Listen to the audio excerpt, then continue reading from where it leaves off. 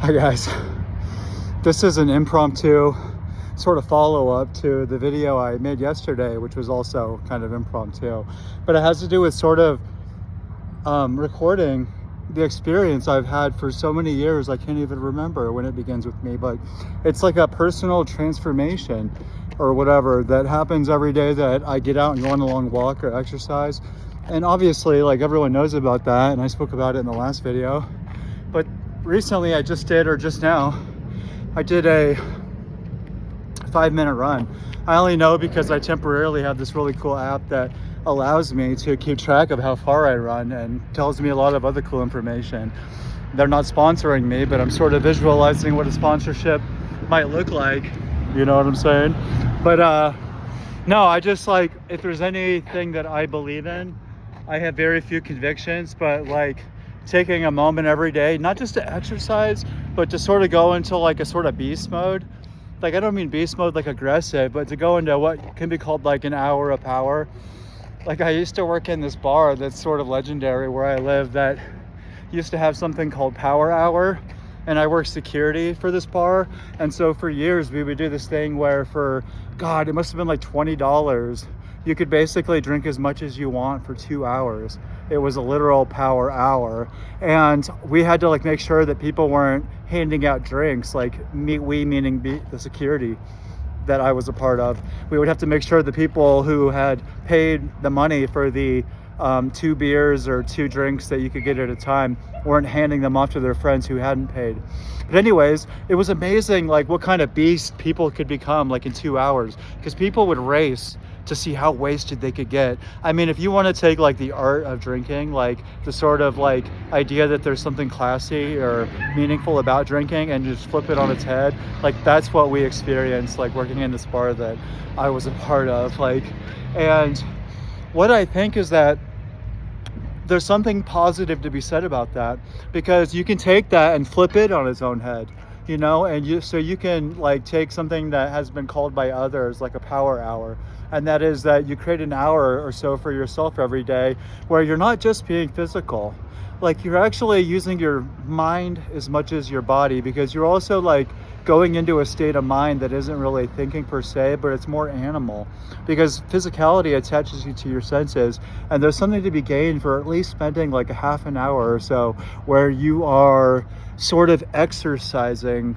not exercising like exercising the body, but exorcism, you know, like exercising not the demonic, but exercising the pseudo-demonic, meaning that there are a lot of thoughts within us that sort of build up, not because we actually think them, but because we're not really using our bodies, in the sense that when our bodies are being used, it sort of sends like, at least what I imagine to be an unconscious signal that we can relax. And again, I don't know the science, you know, I'm barely literate, but I do know the feeling of being reborn through exercise. And I think that, I don't mean to talk too much about it, but it's a part of something that I think that I have come to believe in. And so it's sort of a foundation for what I am writing about as well, because it's not just like talking about how great fitness is. Like, I'm a compulsive thinker, and so I also write as a way of thinking.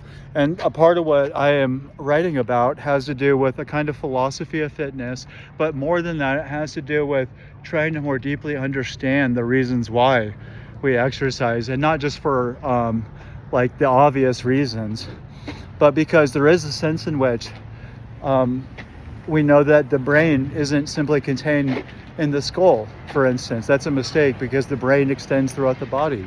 There's something sort of called the second brain, which is like the intestinal system, and I don't know enough about that to say anything, but I do know that there's a sense in which what you eat and what you do on a daily basis affects how you think. And the things that I care most about are the twin pillars of philosophy and poetry.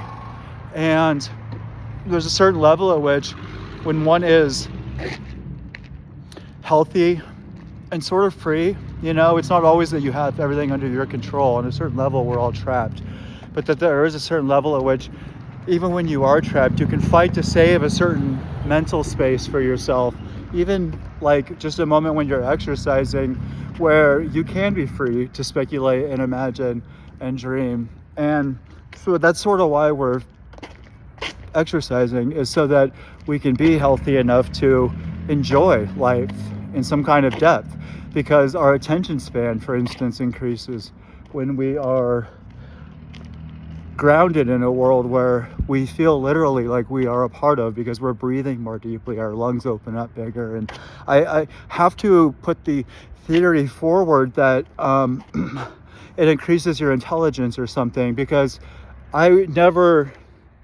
never an intelligent person per se. I knew my own strengths, but there is a sense in which, as I have grown into physical fitness and health and exercise more, I found myself smarter.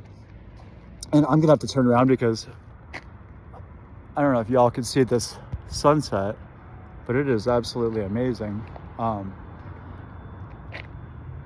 But I just basically feel like I get smarter, like the more that I work out.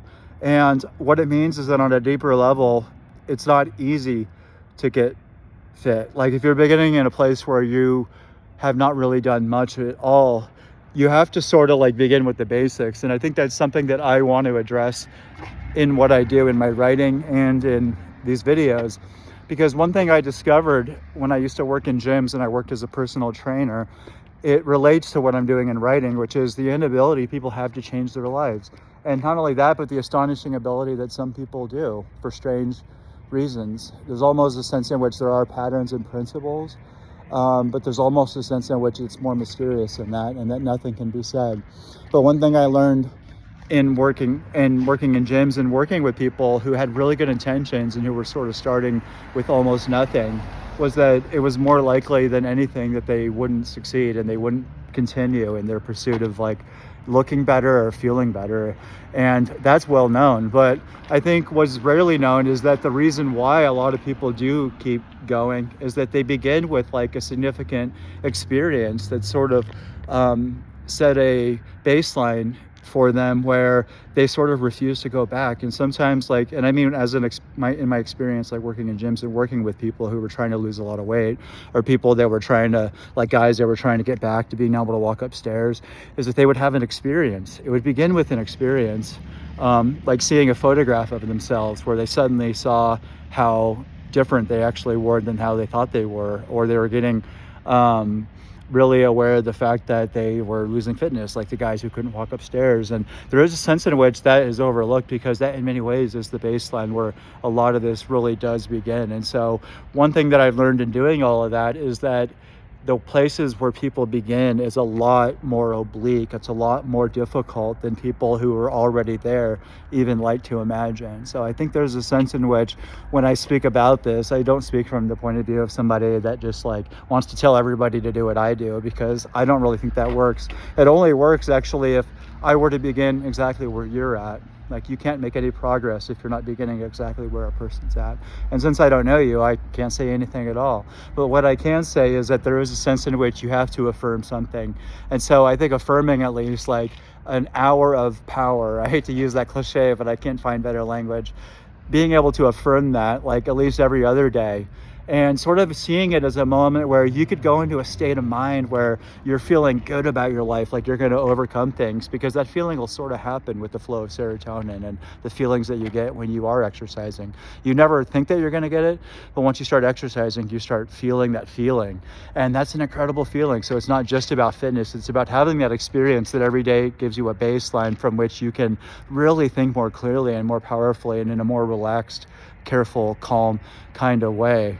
I think that that's a very, very powerful incentive. But I think it also has to do with sort of, at least even within that workout, teaching yourself to go 30 seconds where you're going full on ballistic. Because one thing I want to talk about later is the fact that I don't really think that you have to be able to do a whole lot physically in the sense of like being somebody who's ready for anything. But I do think having within yourself like 30 seconds to a minute, a full on like a killer mode instinct. You might think that you can do it, but one thing I can tell you in my experience and with this kind of thing is that you severely overestimate like what you are capable of. So doing this at least an hour a day, and then within that hour, giving yourself 30 seconds where you're going full on crazy and just knowing what that feels like to be in that spirit, I think that's quasi-transformative, because again, I'm not metaphysical, but I'm also not scientific, so I'm in a sort of strange other world, a hinterland within those places.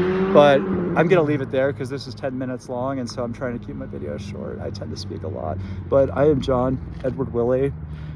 I am going to let you go, and I just want to capture this sunset before I leave. It's not just a sunset. It's more than that. It's like a transitioning point within the day.